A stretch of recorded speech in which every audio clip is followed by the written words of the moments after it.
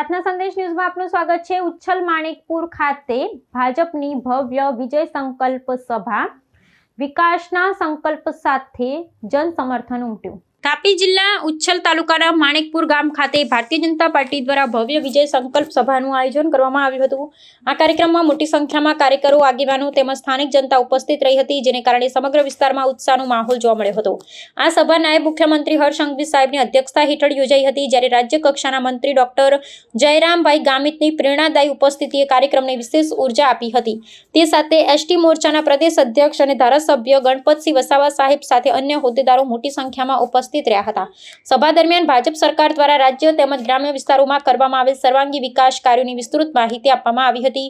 દરેક નાના મોટા ગામડાઓ સુધી વિકાસની ગતિ વધુ તેજ બનાવવાના સંકલ્પ સાથે આગામી ચૂંટણીમાં ભાજપને બહુમતીથી વિજય બનાવવાનો સંદેશ આપવામાં આવ્યો હતો। નાયબ મુખ્યમંત્રી હર્ષ સંઘવીએ પોતાના સંબોધનમાં વિપક્ષ પર આંકડાકીય પ્રહાર કરતા સરકારના વિકાસલક્ષી કામોને લોકો સમક્ષ રજૂ કર્યા હતા।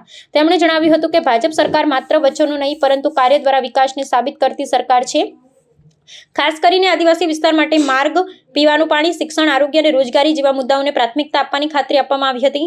સભામાં વ્યક્ત થયેલી ઉચ્છલ વિસ્તારની ઉર્જા, જનસમર્થન અને કાર્યકરોની એકતા આવનારી ચૂંટણીમાં ભાજપના ભવ્ય વિજયનો મજબૂત પાયો બનશે એવો વિશ્વાસ આગેવાનો દ્વારા વ્યક્ત કરવામાં આવ્યો હતો।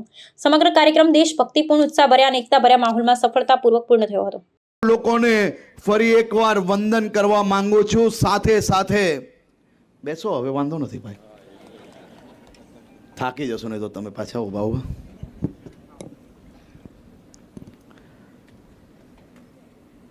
કાલે કોંગ્રેસ, સમાજવાદી પાર્ટી, આપ્યા પાપ્યા બધા ભેગા થયેલા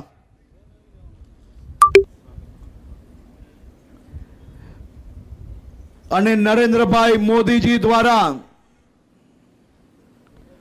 મારા દેશની મહિલાઓ માટે, દીકરીઓ માટે સંસદમાં 33% અનામત માટે જે નવો કાયદો લાવવાનો પ્રયાસ કર્યો હતો, મારી બહેનો, મારી માતાઓ, આ કોંગ્રેસીઓ અને બધી જ પાર્ટીએ ભેગી થઈને મહિલાઓને જે ન્યાય અપાવવા માટે મોદી સાહેબે જે પ્રયાસ કર્યો હતો ને,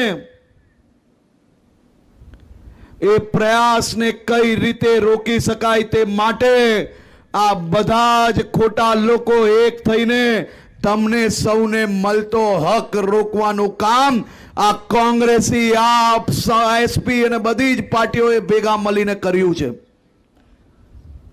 आज मैं मेरे गुजरात की धरती से